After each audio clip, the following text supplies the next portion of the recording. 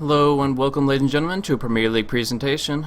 Bringing you guys a game between No Titan and Radical Online Extremists. This is going to be an interesting game 2 for this best of 3 series. It's going to be a solo cast for me. Vickerman has some business to attend to, but I'll do my best. I did lose a couple hours of sleep because this is an early match, but hopefully I'll be able to bring you guys the best commentary I can nevertheless. So, going on into this game here, No Titan took game 1 by storm. Really smooth play, playing a lot of iconic heroes. There was the Ake Chen, there was the Admiral Bulldog on the Nature's Prophet, and the Puck for S4, as well. EGM has been playing a lot on that Shadow Shaman recently, so that's an interesting pickup for him that he was able to play quite effectively there. So we do see Lone Druid and the Nyx Assassin banned on out here, and we'll have to see if that comes into play directly, but Keeper Light and Nyx Assassin being kind of two top tier supports is just something they really don't want to have to deal with, and the Wisp or IO as well. The Lone Druid is a standard ban for RoX to start things off because of the fact they don't want Admiral Bulldog to have it available, but in doing so, leave a lot in the pool. We see right now the Bat Rider coming on out. That has a lot of its own potential, and there we go. Alright, so the Bat Rider will be having a lot of potential here in kind of shaping the pace of the game, trying to go for that aggressive initiation, get the Blink Dagger up early, and do a lot of things. There are a couple ways they could technically lane it. They could run it on the mid lane. It has been seen in the off lane previously, but not at all by this team specifically, not by Admiral Bulldog. But you can also run it in the jungle, and we have seen that once or twice from No Titan themselves. So Bat Rider can kind of take up a pseudo-supportive role in the jungle to just get dedicated free farm and make sure he gets that Blink Dagger at a good time. Or more likely, it's just going to be S4 picking him up on the mid. Great 1v1 hero, a lot of potential to do things early on, and once he gets gank-oriented play going on through, that lasso does so much for a team to really control the positioning of the opposition. So really big deal, and it'll be a factor going on into this next game. Nature's Prophet, an interesting pickup here. They don't want to give the Prophet away to Bulldog once again, so RoX can pick it up themselves, but not the best versus Bat Rider. Firefly sees right over those trees and can burn them down just the same. So we'll see if it comes into play at all, but still adds a lot of pressure early on. What it does is accomplish it so that you can turn a 3 versus 3 into a 4 versus 3, or any other kind of matchups where you can just increment it up by 1 by sending in one person globally across the map. Some extra right clicks, some push potential, really good pressure coming out. But I like this Lifestealer pickup. It's seen very commonly picked up against the Bat Rider. Unfortunately, he doesn't have any way of getting out of the Bat Rider's lasso. You can't rage on out of that. But he still adds a lot to the lineup just because he's such a darn good carry. The Phantom Lancer has his vulnerabilities. He has his weaknesses. A Lifestealer, although he can be crippled by disabling heroes that pierce through immunity, such as Bane and Beastmaster, as well as this Bat Rider, he still, if he can stay on target, is one of the better carries because he can rage on out and avoid a lot of the damage and disables. It's pretty much a free BKB for the 6-second charge anyways. We do see Gyrocopter and Leshrac picked up in response, so No Titan was pretty well prepared for this kind of selection of heroes here, and yeah, Gyrocopter going to be selected once again. Again, it pretty much is going to be on Loda. You can run him in other ways, but between S4 wanting a Bat Rider or a Gyrocopter, he's definitely going to pick that Bat Rider instead. So we'll just see about this Leshrac if it goes on Ake or EGM, but not a big deal.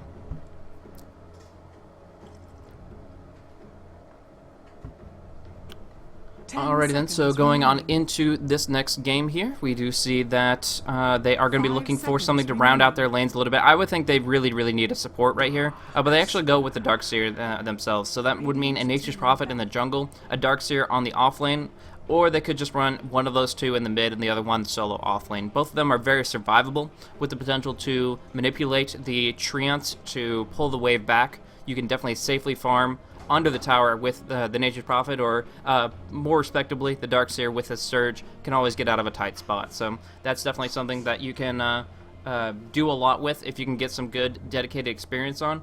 But one thing they're going to have to be worried about more and more is this continuous push pressure from the Leshrac. Talked about it last game a little bit, but if he skills any points in Diabolic Edict early on, he's going to be pushing it down towers like mad. A lot of damage pressure coming in, and that's something that you really have to be concerned about. I mean, he could go for a lightning build, just go for some burst potential. It goes nicely with Gyrocopter's AoE, but if they go for push, you have to have an answer for it. Iron Shell's nice, but beyond that, they don't have, and Wrath of Nature too, but that's pretty much all they've gotten up for anti-push right now. So we do see the Shadow Demon and the Lina being banned out here. Interesting choice with this Shadow Demon ban. I guess that means it's going to be supportive Gyrocopter.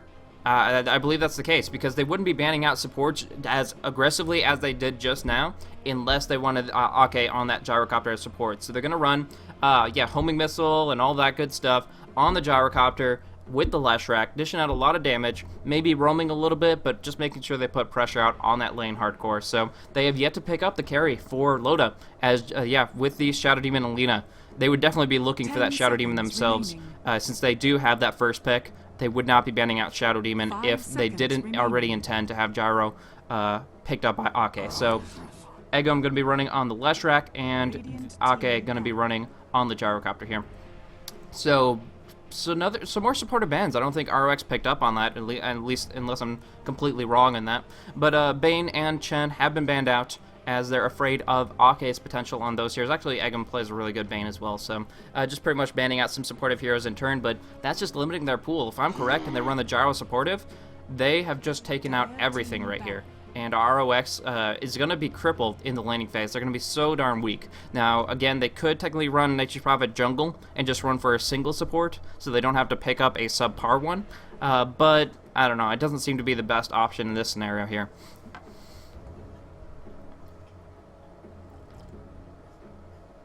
More likely, we're probably just going to see a Nature's Prophet run on the mid, picked up by Solo, and then Bread will be running the Darkseer on the bottom lane with Lifestealer up top, which, again, means they need to pick up 2 supports, and right now their pool is so darn limited.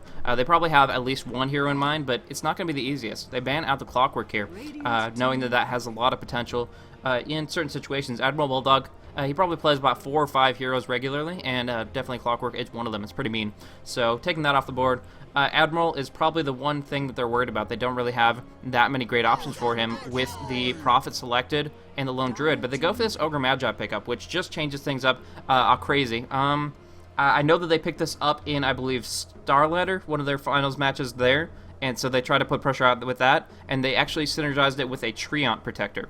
Not sure if this was kind of the lineup that they built that around. I know the Ogre Magi was involved, but I'm not sure about the Leshrac Gyrocopter, that kind of thing. But if they want to go for kind of a pseudo push, they could easily run this and make it very, very effective. An aggressive tri-lane against the Lifestealer with that Treant Protector, Ogre Magi, Leshrac combo, it's actually darn good. Actually, I think that's the lane itself. So Treant is what I'm going to try and call here, and I might be completely wrong because it's an unorthodox hero, but I'm going to go for it and say Leshrac, Ogre Magi, Mirana. Dang it. Well, it's still something very, very interesting. The Mirana has a lot of potential too. She's probably going to be going, I guess, on the off lane. The Leap is a pretty long cooldown of 30 seconds at rank 1, so it's not the most survivable of individuals, but she still has the potential to off lane effectively if they want to change it up and just run Gyrocopter as their main man in the carry role. So this is pretty interesting here. It's going to work out pretty nicely. The thing I like about Leshrac, Ogre Magi together is the Fire Blast into Split Earth. A lot of disable, a lot of damage output. Can really, really work well with that. Similar to how a CK runs. It's just Q-click, and with the multicast, it has the potential to increase the duration of all that stuff. But a Rubik is picked up, and that has a lot of potential as well. Loda right now drafting up the Mirana. Admiral Bulldog on the Gyrocopter. We're going to just have to wait and see how they play this out, but it looks like it might be a solo safe lane Mirana, that would be Loda, and then Admiral Bulldog, Egom, and Ake going to be running the Gyrocopter, Leshrac, and Ogre Magi respectively, while S4 picks up the mid Bat Rider. So this will be pretty interesting. Bond score on that Jakiro, Yol on that Rubik, 2 very great defensive supports. So although I did say the pool was limited, they end up kind of just finding their needle in a haystack with these 2 hero selections. They really, really are some of the best defensive supports in their powerful disables, in choke points, and in just general. They can really, really accomplish a lot in a try versus try situation, and I'm excited to see how it plays on out. A lot of aggression going to be going back and forth between these 2 teams very early on. They could also safe lane the Gyrocopter and tri-lane the Mirana, so don't count that out because Loda definitely wants to get some dedicated farm. So I could just see Admiral Bulldog going like safe lane solo, and then Loda would be part of that aggressive try, which just adds in more for that disable, and it looks like that's going to be the case. So I know I switched up my calls on that one, but it's because it's a little bit of an unpredictable draft. I think that's part of it, is that RoX.KIS doesn't necessarily know exactly what they're going to be up against here, but yeah, Loda is going up with Eggum and Ake, and they're going to have a powerhouse of disables. An arrow can easily be set up to be 5 seconds when you synergize it with a Fire Blast and a Split Earth. Perfect timing, and they're going to be able to lock down one person very specifically. Most likely not the Lifestealer, but it's not out of the question. If they time it right, the Rage won't have an opportunity. Loda's apparently trolling down around with his buddies, blocking him up right here, but the intention is to get aggressive control of this top lane. Biz is Perfect wants a free and easy opportunity to move in towards bigger and better items like the armlet, and their intention is to disrupt that as much as possible. And I think this is the kind of tri-lane that can definitely accomplish just that. As for going for a standard Tango and 3 branches, going to be able to go 1 versus 1 versus solo very effectively here. Darkseer hasn't picked up any HP regen, but feels confident he can just get enough last hits to get towards that bottle very quickly so that it won't be a factor. But that does limit the fact that he won't have his magic stick up against a Bat Rider 1 versus 1. It's a hard, really hard composition to go up against. So, carry Mirana, she does have a pretty solid agi gain of 2.75. She can definitely go in a role where she can dish out a lot of physical damage. Pick up a Manta style, maybe Drum, I'm not sure exactly. Haven't seen her played competitively in the #1 role in a long time, but still has its potential one way or another. Down at bottom lane, the matchup is going to be Bread on that Nature's Prophet, going up against Admiral Bulldog. And although, yeah, I gotta say that Admiral Bulldog has probably the most potential in this lineup, not only because of the fact that he is going to have that flat cannon damage, which he could just use to harass long range, but also the fact that he knows Nature's Prophet extremely well and knows his weaknesses and is willing to exploit it. So, good overall fundamental understanding of that matchup and of the fact that he just goes on that off lane on that solo. He's very confident in that role. So we'll see if Bread can pull something out of the bag, but right now, I gotta say, I think Gyrocopter has the upper hand. Interestingly enough, solo, finding those early last hits I was talking about, already coring up that magic stick though, realizing it was a mistake and not to have it available already. So, surging on out after 3 napalms, good move there, but just now picking up his magic stick.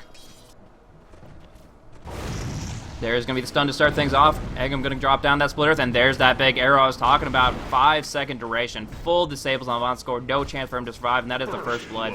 Look at Ake taking up so many auto attacks here. He has such high base strength on this Ogre Magi. Pretty much can just duke it out with whatever he wants because he's very confident in how much HP he really has to work with here. So right now, no Titan are taking the upper hand in this position here, and pretty much nullifying a threat of any pulling. Even if they didn't block it off with the sentry, what they accomplish here is just making sure that RoX.KIS is on the back foot immediately. The Jakiro doesn't want to get caught out like that again, but it's very difficult not to be, because again, it's just a point and click stun from that Ogre to start it off. 2-minute rune will spawn up top. Good coverage by Eggum, as we do see this invisibility rune available if they want to be looking for it for the Bat Rider. But yeah, he's going to be actually heading that way right this second. Courier coming out once again, just hopping away. That little frog doing what he can, but delivering that bottle up to solo here. Pressure coming out from Loda onto Biz, but mostly just going for that farm right now. Biz Perfect only has a full 10 CS, while Loda only has 5. But the kill he at least got the assist in that interaction, and that kind of makes up for it there. Good pull action coming out of No Tide under here, disrupting the creep wave and how it's being manipulated. There is going to be that open wounds damage, and Business Perfect even pops off the rage. Stun comes out on Jakiro, so no follow-up here, and Business Perfect has exhausted a very large percentage of his mana pool here. Down at bottom, Admiral Bulldog flat canning away onto Bread, dishing out a lot of damage with that. He's going to be able to control the creep wave a lot better as Bread takes more and more harassment, whereas Bulldog has been pulled plenty of regeneration and has that Basilius to just battle back and forth. A lot of armor, plenty of mana restoration. Good spot for him. Nice snipe up with the Split Earth on the high ground, setting it up so that actually Eggum will be able to steal up that creep and make sure that Lifestealer's life is a living hell up top.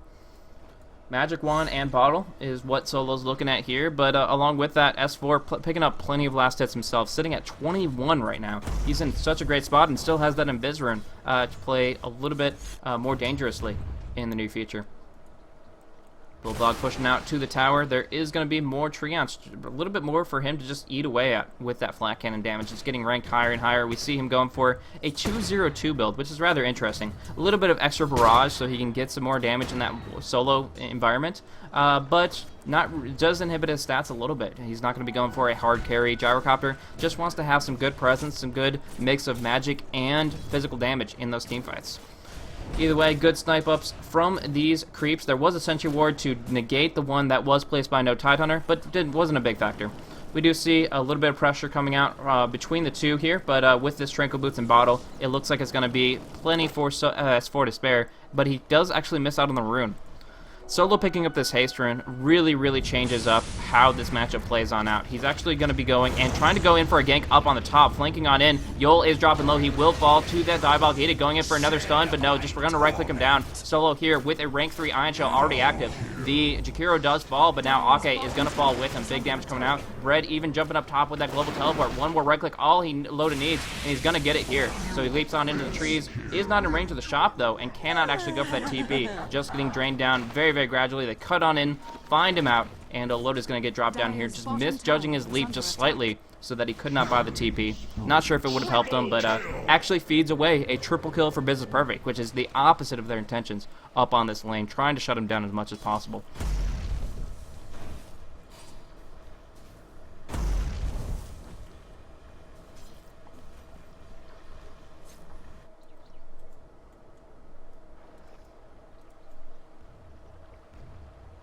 Tread's already up for the gyrocopter. Bread did walk away for a short time period, leaving it to Admiral Bulldog to just farm away. He is actually, as far as last hits go, he's sitting at 27, so he's doing perfectly fine here.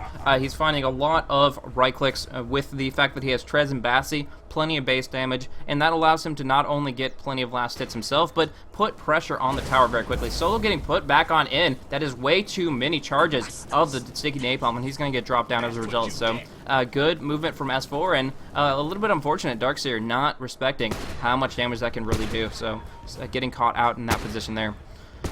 But as I was saying, Admiral Bulldog continuously putting that pressure out on the tower. It is actually dropping down pretty quickly, down to 850 HP here. Nice sprout coming on in, but Bulldog will just be able to tango on out of that. And continuously just farming away, about to hit level 7. And when that flat cannon's maxed out, he just has so much control in this position here. Actually might be looking for, after a little bit of flat cannon harassment, going for that call down to follow it up. He can easily go to finish off a kill here, but more action is going off across both sides here. Most of the damage coming in onto Nature's Prophet. Drops the call down. He's going to go in with this barrage. A single slow is enough for him to get that solo kill, and that's such a big deal. As I was saying, flat cannon used as a harassment tool, but he does get TP'd on here. Jakiro, Bonscore getting the ice path, perfect timing. The Dendrocrons trying to path block it up, but here's some flat cannons in their face. No more path block for you, and Admiral Bulldog will be able to walk away because the Darkseer isn't in play. If the Darkseer was in the mid lane, he could have ganked, but instead, duking it back and forth on the top, he took too much damage, and he does actually have no contribution to what was going on with that gyrocopter. So big win for no Tidehunter here as they get that solo kill on the Darkseer, on the Nature's Prophet, and they move on forward with a substantial experience advantage of actually 3k. That is ridiculous experience advantage. Look at that per minute value. Loda going for that Aquila, has it active. I'm not exactly sure if that's really their intention to push or anything like that, but either way, just makes it so that he is going to be able to farm away.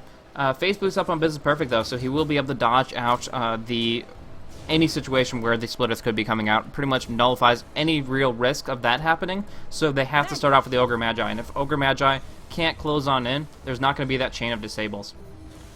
We do see actually Invisible Gyrocopter coming on to try to bring down Bread. Big call down, big damage from that barrage, actually bursting him down immediately, and Yol comes on in, but too little too late. Using the mobility advantage, and now coming in on Business Perfect, trying to bring him down, but they already exhausted their first spell. Edict doing a lot of damage, but the right click's not enough, just barely. He has that infest if he needs it. Buyback coming in from the Nature's Prophet. Bread drops a big Wrath of Nature going across, but they can't follow up. He's just going to go farm the jungle, and instead it's going to be Business Perfect going on a wild goose chase here. Gets stunned up, falling over the Split Earth. No, the arrow and Split Earth both fall on deaf ears with the Rage coming on up. Right-clicking away, but he doesn't have that much to feed. Gonna Magic Wand, no, not enough damage with S4 coming on in.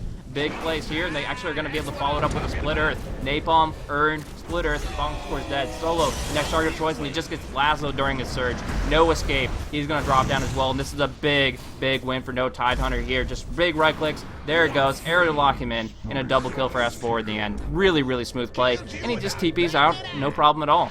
Look at this advantage. They've just skyrocketed in both gold and experience. Really what they wanted here, as they're sitting at 10 and 3.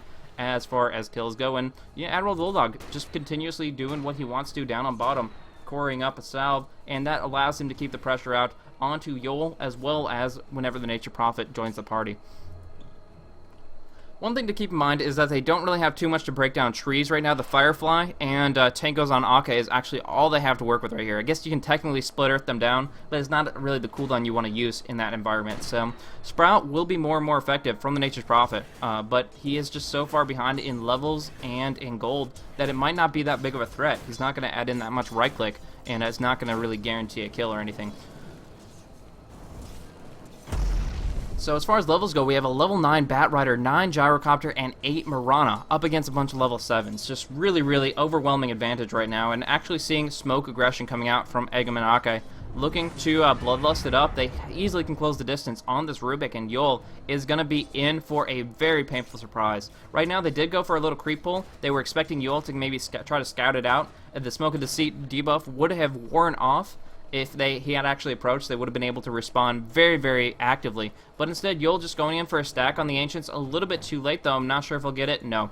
But Yol just trying to make the best of a bad situation. But now, the Haste Rune is there, getting baited on in. No, the Telekinesis comes out, and Yol will be able to dodge away. Nice movement from Yol. Good telly, and good pick up the Haste Rune.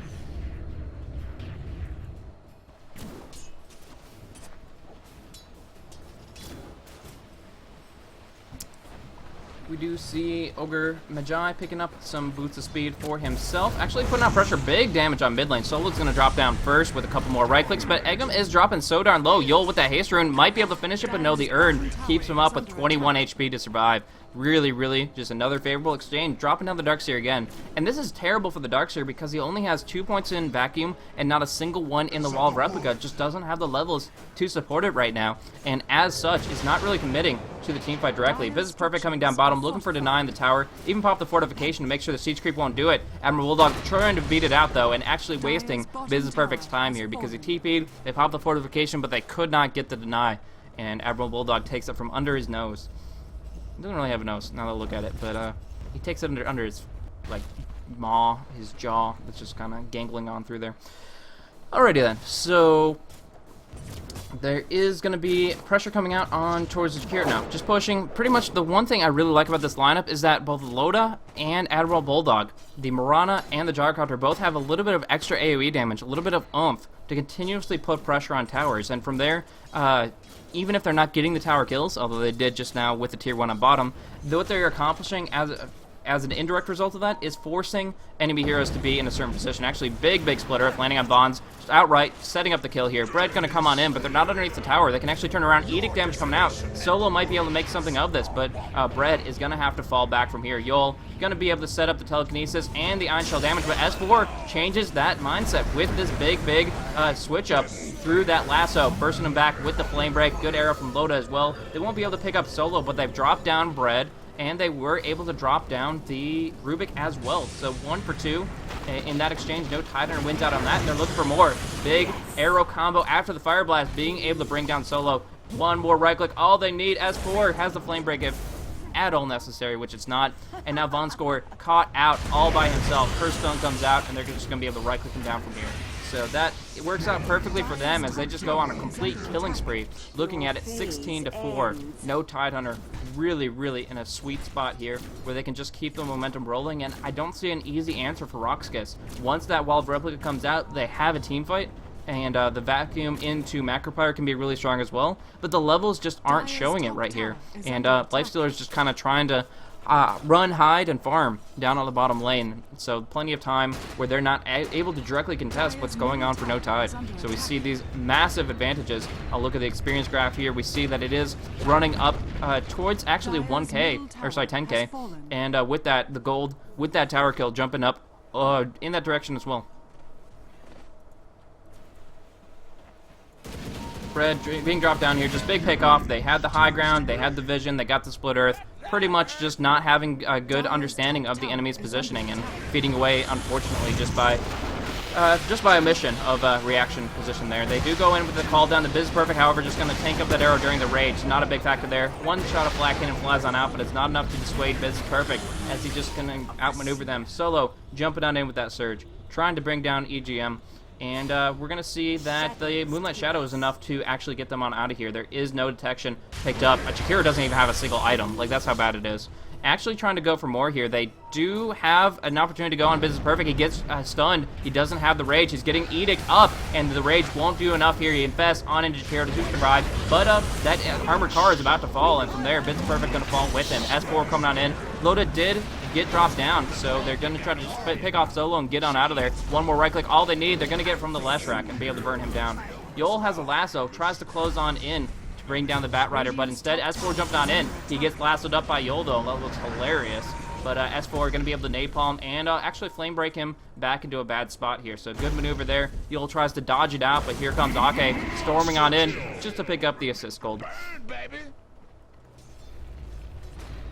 Helm Dominator up from Bulldog, going to be able to force down this tier 1 tower extremely rapidly, and I don't really see too much of an end in sight. They popped off the wall of replica, but it did very, very little in that last team fight, and unless you have a big, at least rank 3 vacuum to back it up, you can't guarantee people being caught inside it. So it's just that situation. I mentioned it over and over and over again, but the kills, the levels at all points, no Tidehunter just taking this completely under, just pulling the rug underneath RoX.KIS here. Dire's top tower has fallen.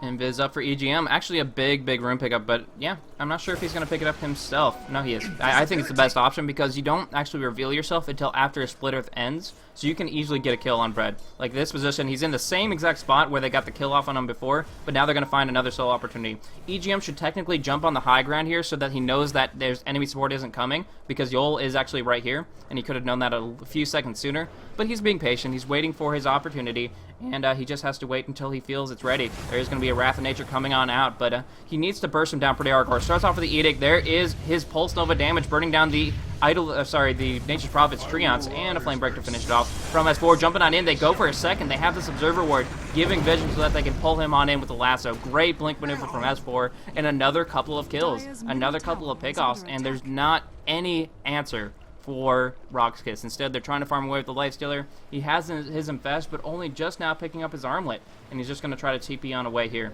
which will be successful, but nevertheless, putting him in a position where he can't actually farm where he desires. So, putting on a clinic here, we do see Business Perfect trying to answer back, but a 4-staff already up for S4 is just like, get him on out of there, no problem at all. Ice Path won't hit on anything, just trying to make sure that they don't follow through after the Rage expires.